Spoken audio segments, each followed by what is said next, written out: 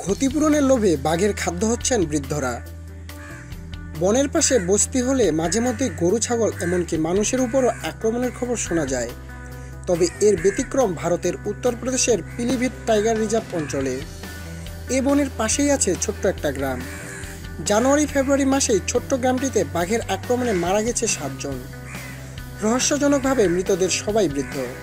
এ বিষয়ে তদন্ত করতে গিয়ে অভিনব তথ্য নজরে আসে পিলিভিট টাইগার রিজার্ভ কর্তৃপক্ষের। বেশ কয়েকটি ঘটনা পর্যবেক্ষণ করে তারা বুঝতে পারেন ঘটনাগুলো ইচ্ছাকৃতভাবেই ঘটানো হচ্ছে। কারণ হিসেবে তারা বলছেন, বাঘের আক্রমণে কেউ মারা গেলে বন দপ্তরের পক্ষ থেকে লক্ষাধিক টাকা ক্ষতিপূরণ পাওয়া যায়। গ্রামের লোকজন এ টাকার লোভে ইচ্ছাকৃতভাবে বাড়ির বৃদ্ধদের বাঘের খাদ্য হিসেবে বনে পাঠাচ্ছে। তবে তারা এটাও ধারণা করছেন যে ঘটনার সঙ্গে ইচ্ছাকৃতভাবে যুক্ত থাকছেন পরিবারের বৃদ্ধরাও। তাদের জিজ্ঞাসাবাদে গ্রামের জার্নেল সিংহ নামে ষাটোর্ধ্ব এক কৃষক এমন তথ্য মেনেও নিয়েছেন। তার দাবি, গ্রামবাসী জঙ্গল থেকে তেমন সুবিধা পান না। দারিদ্র্যের রোষানলে পড়ে তারা বাধ্য হয়ে এই কাজ করেন। বৃদ্ধরাও ব্যাপারটি মেনে নিয়েছেন।